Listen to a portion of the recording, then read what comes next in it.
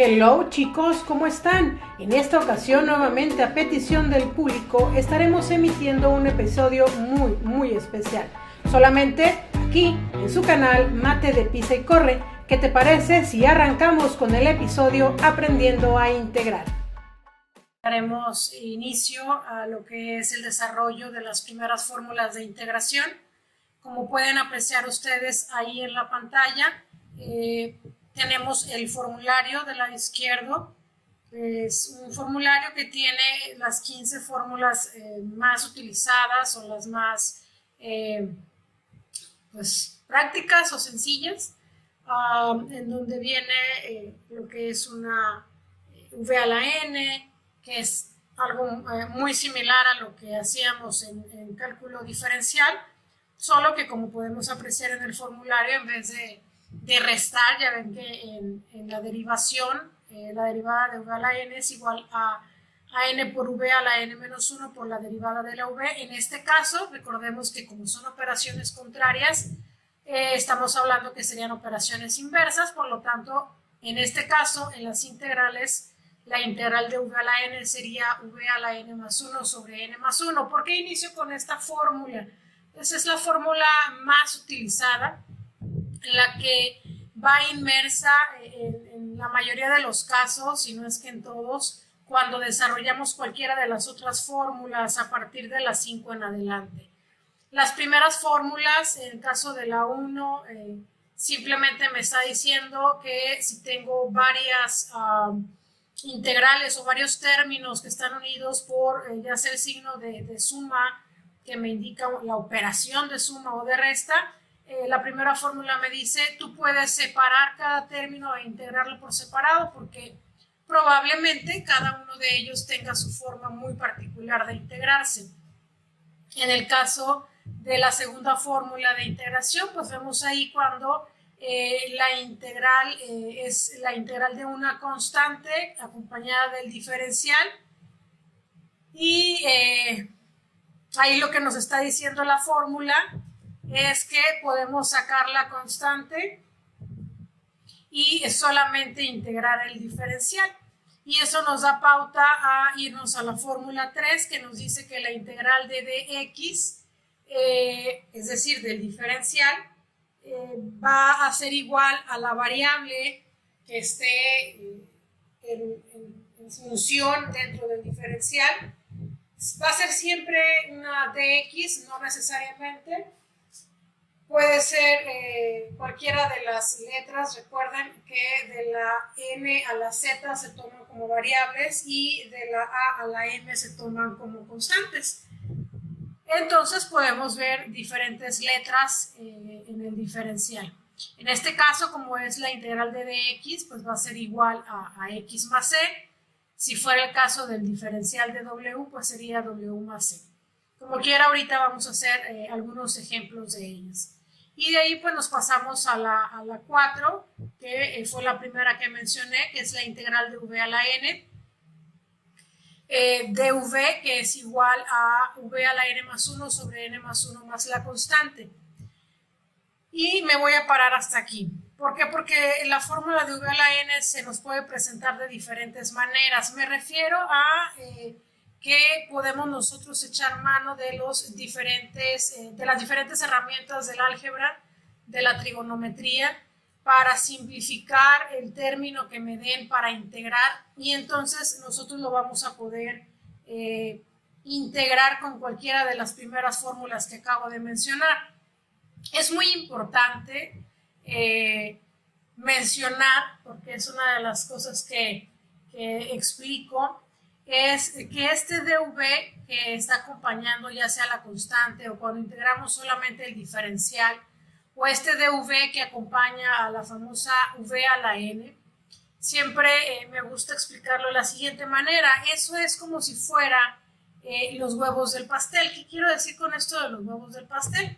Cuando nosotros vamos a hacer un pastel, ¿qué son los ingredientes que generalmente utilizamos? Pues son el huevo, la leche, Rexal, le podemos poner a lo mejor cocoa para que sea un pastel de chocolate, obviamente pues la harina, ¿qué más? Leche, es azúcar, dependiendo, ¿verdad? Pero bueno, ahora sí que los ingredientes principales son esos. Y la pregunta sería, ¿cuál sería el ingrediente más importante que nos permite a nosotros que cuando saquemos ese pastel del horno tenga esa consistencia? Y todos hemos coincidido en que definitivamente son los huevos. ¿Por qué? Porque los huevos son los que le dan esa consistencia esponjosa al pastel. Y son los que es el que nos ayuda como a mantener todos los ingredientes unidos, ¿no? Entonces, digamos que el diferencial es eso, los huevos del pastel. Y me dicen, pero ¿cómo, maestra? Es que cuando tú cocinas o estás preparando los ingredientes, ¿qué es lo que pasa? Pues tú pones todo, mezclas, lo pones en un refractario, en un molde, lo metes al horno y cuando tú sacas esa mezcla que habías metido, obviamente no sale como entró. Y la pregunta sería, ¿tú ves los ingredientes, específicamente los huevos, exactamente como al inicio? ¿No? Sabemos que los contiene, ¿verdad? Pero no los podemos ver. Algo es muy similar así el proceso del diferencial en la integral, porque sin él no puedo integrar, pero cuando yo integro no lo veo en el resultado. Sin embargo, sé que estuvo presente porque sin él yo no pude haber llegado a ese resultado. Por eso me gusta hacer mucho esa analogía. Entonces, voy a empezar a hacer algunos ejercicios para que vayamos entendiendo esto que acabo de platicarles y para que quede un poco más claro estas primeras 4 fórmulas de integración.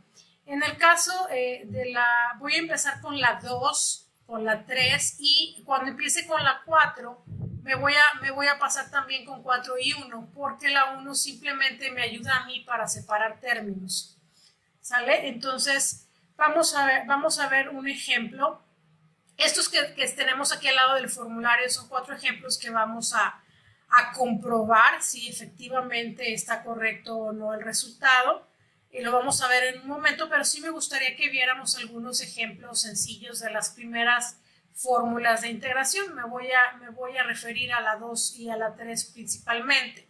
Entonces, por aquí vamos a ver que son ejemplos de la fórmula 2 y 3, que como podemos ver, pues es la integral de a de b y de la integral del diferencial sum. Entonces aquí podemos ver un ejemplo. Tenemos, por ejemplo, si yo tuviera 5 de r, el 5 pues es una constante. Nosotros la podemos sacar, como lo indica mi fórmula, puede sacar las constantes. La sacamos y entonces nos va a quedar 5 integral del diferencial. Y aquí es donde he hecho mano también de la 3. Entonces me va a quedar 5R. ¿Por qué? Porque la variable que está acompañando a mi diferencial pues es la R. Y aquí cabe mencionar que nosotros tenemos que poner siempre el más C. ¿Qué significa ese más C en la integración? Recordemos que en la representación gráfica de una función, si nosotros le agregamos cualquier constante, mi función en sí no va a cambiar, va a seguir siendo la misma. Lo único que va a cambiar va a ser a lo mejor la posición o el lugar por donde va a pasar, pero la forma nunca va a dejar de ser la misma. Si hablamos, por ejemplo, de una función cuadrática, hablemos de la x cuadrada, sabemos que vamos a obtener una parábola, ¿sale? Voy a explicarlo rápidamente. Supongamos que nosotros quisiéramos graficar la función f de x igual a x cuadrada. ¿Qué es lo que va a pasar con la función? Si nosotros, acuérdense que nosotros tenemos que tabular y determinamos los valores de x y y desde menos 3, menos 2, menos 1, 0, 1, 2 y 3. Y obtenemos los valores de y. ¿Cómo los obtenemos? Pues sustituyendo el valor de x. Recuerden que x es una variable independiente. la sustituimos en la función y obtenemos los valores. Si sustituimos menos 3 elevado al cuadrado, pues nos va a dar un 9 positivo. Sustituimos el menos 2 al cuadrado, nos va a dar un 4 positivo. El 1 nos va a dar 1 positivo. 0 pues nos va a dar 0. 1, 1. El 2 nos va a dar 4. Y el 3 pues nos va a dar el 9. Entonces, ¿qué es lo que vamos a obtener nosotros? Pues nos vamos a lo que es la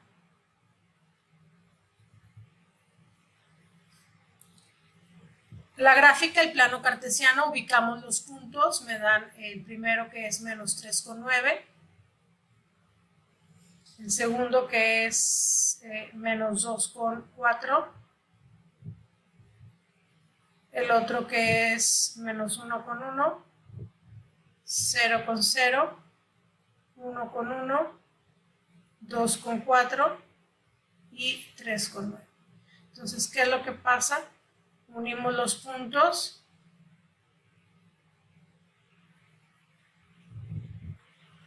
y obtenemos ahí una parábola. ¿Qué pasaría si ahora la función fuera f de x igual a x cuadrada, pero más 2?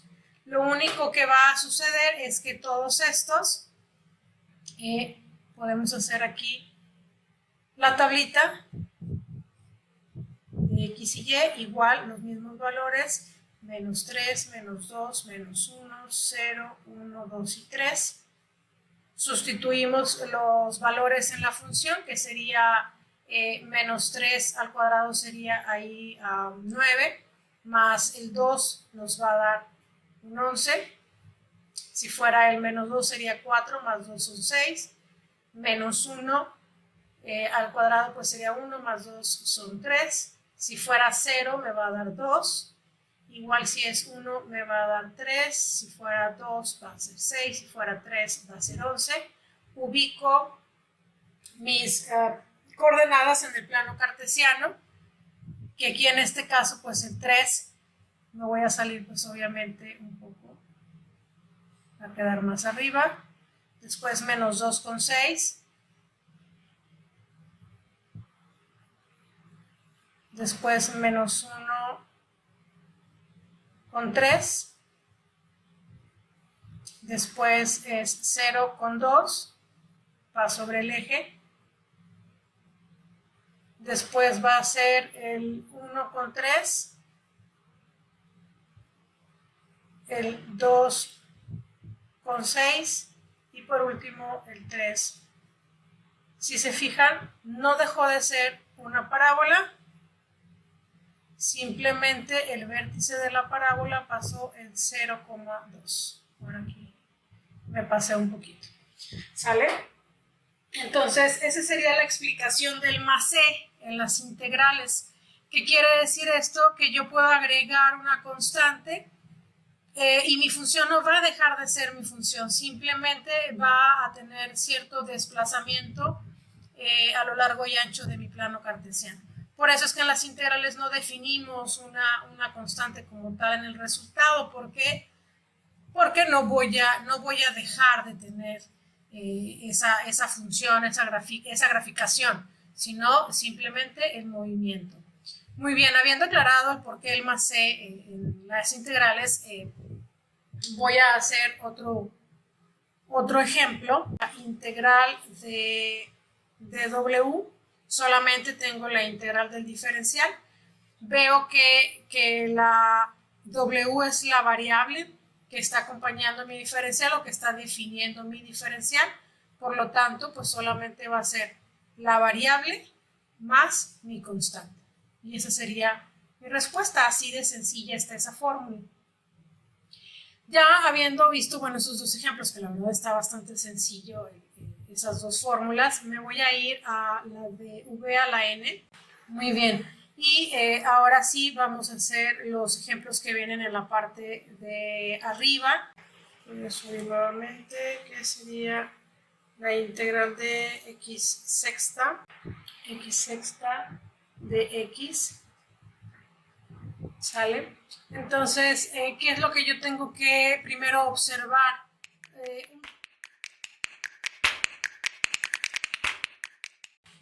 Un tip que siempre les doy a mis alumnos es, lo primero que tengo que hacer antes de querer resolver o ejecutar cualquier problema que me pongan, primero lo que tengo que hacer es observarlo, después de observarlo, analizarlo, para entonces poder decidir la estrategia correcta, y con la estrategia correcta me refiero a la fórmula correcta, y después hacer el procedimiento para llegar a un resultado. Entonces nosotros aquí tendríamos que observar cuáles son los elementos que contiene mi integral. Pues tiene una variable, la cual está elevada a una potencia, y efectivamente tanto la variable como el diferencial pues tienen que coincidir la misma letra, ¿verdad?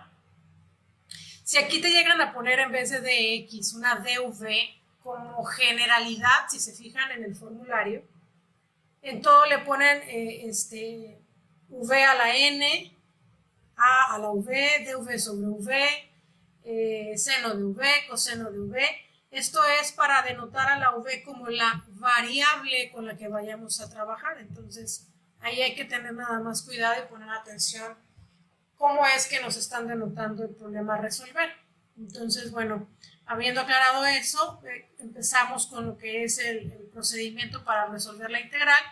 Y como nos dimos cuenta que es una variable que está elevada a una potencia, pues tenemos que echar mano de nuestra fórmula 4. ¿Qué dice nuestra fórmula 4? Nuestra fórmula 4 me dice que cuando tú tienes una variable elevada a una potencia, esto significa que va a ser la v a la n más 1 sobre n más 1. ¿Qué hubiera pasado si no hubiera tenido el diferencial a un lado esta x sexta? Es decir, que hubiera tenido una de r, una de t, entonces no hubiera coincidido, por lo tanto, no hubiera tenido los huevos del pastel, por lo tanto, no hubiera podido cocinar ese pastel. ¿Sale? Si no coinciden, entonces se hace 0. ¿Por qué? Porque yo no la puedo resolver. Pero como aquí sí coinciden, ¿qué es lo que vamos a hacer? Aplicar la fórmula. ¿Qué me dice mi fórmula? Esto va a ser igual a la variable elevada a la potencia que me está diciendo, pero le voy a sumar 1. Y eso mismo voy a hacer en la parte del denominador y voy a sumar el más c. Esto va a ser igual a x a la 7 sobre 7 más mi constante. Y esa sería mi respuesta. Entonces, así de fácil está. Vamos a hacer un segundo ejemplo. En el segundo ejemplo tenemos por ahí la raíz cuadrada de x. Vemos que coincide nuestra variable con nuestro diferencial, entonces la vamos a poder ejecutar. Así como está nuestra integral de la raíz cuadrada de x, y si nos vamos al formulario podemos decir, bueno, no la puedo resolver porque no tengo ninguna fórmula de integración de una raíz. Lo que sí podemos nosotros echar mano son de las herramientas algebraicas. ¿A qué me estoy refiriendo? Leyes de potencias y leyes de radicales. ¿Qué es lo que sucede con los radicales? Recuerden que nosotros podemos convertir los radicales a potencias fraccionarias. En este caso, no se nos olvide que el índice de la raíz, que en este caso por ser una raíz cuadrada no se escribe porque se sobreentiende que es una raíz cuadrada, y por ende el índice va a ser el número 2. Y lo que está la parte de aquí, que sería la potencia a la que va a estar elevado radicando letra o número que esté dentro de la raíz. ¿Por qué es importante saber eso? Porque es lo que me va a ayudar a mí a poder convertir a mi variable elevada a una potencia. Este 1 viene de la potencia a la que está elevada la x, y este 2 viene del índice que me está indicando mi raíz, que en este caso pues es una raíz cuadrada, y entonces transformo ese radical a una variable elevada a una potencia. Muy bien, partiendo de esto, ¿qué es lo que sucede? Pues ahora sí tengo una variable elevada a una potencia, puedo aplicar mi cuarta fórmula de integración, que me dice que v a la n es igual a la misma v elevada a su potencia, pero le voy a sumar un 1, y lo mismo voy a hacer en la parte del denominador y sumo su constante. Como yo tengo aquí una fracción más un entero, pues tengo que convertir ese entero a la fracción. ¿A qué fracción? Pues a medios, porque es la fracción que me conviene, a la que me conviene convertir el entero para poder realizar una suma. Recuerden que en las sumas y restas de fracciones tenemos que tener el mismo denominador, si no, no podemos sumar los numeradores. Por lo que me va a quedar x a la 1 medio más 2 medios sobre 1 medio más 2 medios más la constante. Eso me va a dar igual a x a la 3 medios sobre 3 medios más la constante, y aquí tenemos que agregar un 1 de denominador para entonces poder hacer extremos por extremos y medios por medios. Entonces nos va a quedar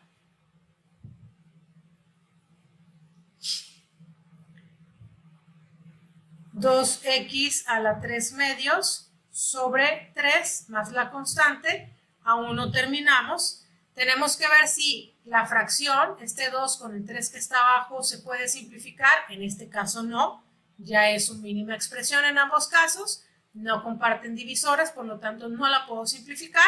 Tengo que revisar si la potencia fraccionaria que tiene mi variable se puede simplificar. Si sí, lo hago. Si no, la dejo tal cual, que es el caso particular de esta. ¿Qué tendría yo que hacer aquí? Tengo dos opciones. Voy a escribir las dos opciones. Primera opción sería 2 y tengo que regresar mi variable con potencia fraccionaria a radical, que me quedaría la raíz cuadrada de x cúbica sobre 3 más c, y posteriormente factorizar, que aquí nos quedaría 2x raíz cuadrada de x sobre 3 más c. ¿Qué fue lo que hice? Lo voy a hacer de este lado.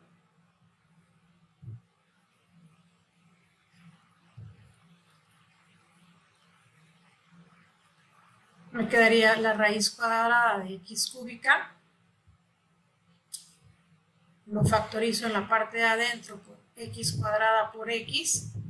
Separo raíz cuadrada de x cuadrada por raíz cuadrada de x. Y esta raíz cuadrada se elimina con el cuadrado, por lo que nos queda x raíz de x, que es lo que tenemos en esta parte de aquí.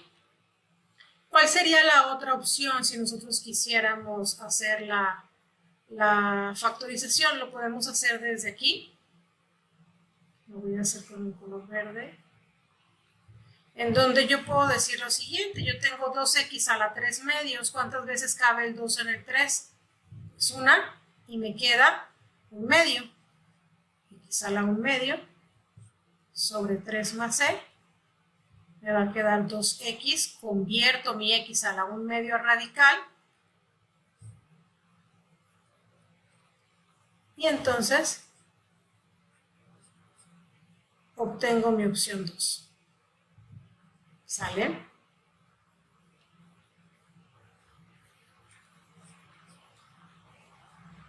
Esto es lo que yo tendría que hacer para poder llegar al resultado final. ¿Siempre tenemos que regresar a radicales? Claro. ¿Por qué? Porque solamente convertimos esa integral de la raíz cuadrada de x a una potencia fraccionaria para poderla integrar con nuestra cuarta fórmula. Muy bien, nos vamos al siguiente problema, que es el número 3, que nos dice la integral de dx sobre x cúbica. Y aquí es donde nosotros tenemos que echar mano de leyes de potencias. ¿Por qué? Porque tengo la variable en el denominador. Entonces, ¿qué tengo que hacer?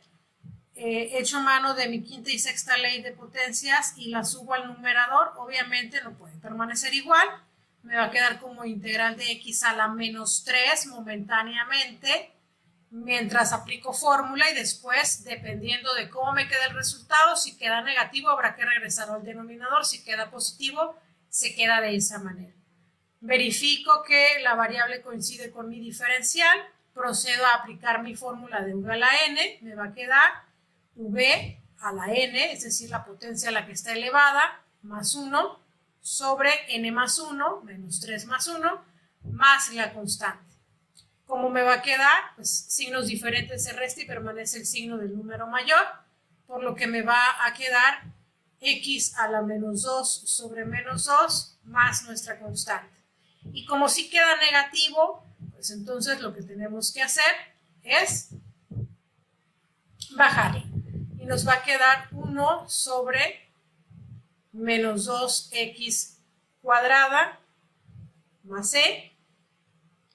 Checamos signos, más entre menos nos va a dar menos, va a ser menos 1/2 sobre x cuadrada más nuestra constante. Y nos vamos a nuestro último ejemplo, que sería el 4, nos dice la integral de ax a la 5 de x. Tengo aquí una constante, recordemos nuestras primeritas fórmulas de integración que me dice que podemos sacar la constante y me va a quedar a integral de x quinta de x. Verifico que mi variable es igual a mi diferencial. Verifico que tengo una variable que está elevada a una potencia. Entonces aplico mi cuarta fórmula, que va a ser a, que va a multiplicar, ¿sí?, ¿a quién? A la v, que es x, a la n, que es 5 más 1, porque así me lo pide mi fórmula, sobre 5 más 1, más la constante. Me va a quedar a sobre 1, que va a multiplicar a x a la 6 sobre 6, más la constante. Hago la multiplicación, numerador por numerador, denominador por denominador, y me va a quedar a x sexta, 1 por 6 sobre 6, más mi constante. Y así es como nosotros llegamos a los resultados de estas primeras fórmulas de integración. Espero que haya quedado pues entendido cómo se utilizan. Vamos a ir desarrollando más ejemplos en donde echemos manos de más herramientas algebraicas. Por mi parte es todo. Que pases buena tarde. ¿Qué te pareció el tema? Espero que haya sido de mucha utilidad, pero sobre todo que hayas aprendido algo nuevo. ¿Qué te parece si me regalas un like? Y por supuesto te invito a suscribirte en tu canal Mate de Pisa y Corre y siéntete la libertad de compartir para que nuestra comunidad crezca cada día más. Nos vemos hasta la próxima.